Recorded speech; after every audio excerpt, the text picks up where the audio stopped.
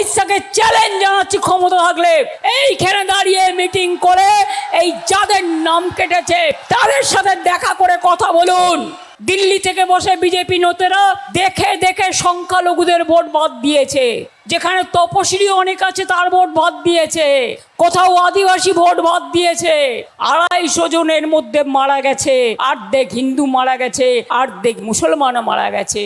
BJP কোনো ধর্ম বিশ্বাস করে না, ওদের ধর্ম একটাই, দাঙ্গা করার ধর্ম, মানুষ মারার ধর্ম।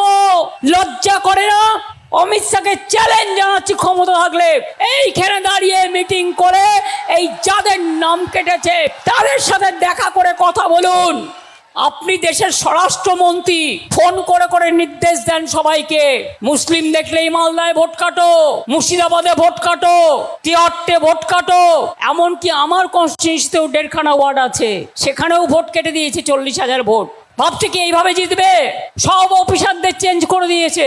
5টা রাজ্যে ইলেকশন হচ্ছে, 506 জন অফিসারের পরিবর্তন করেছে, শুধু বাংলায় একাই তার মধ্যে 485।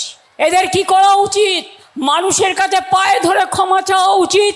আর মানুষকে বলবো, এর বদলা নিন ভোটের বাক্সে।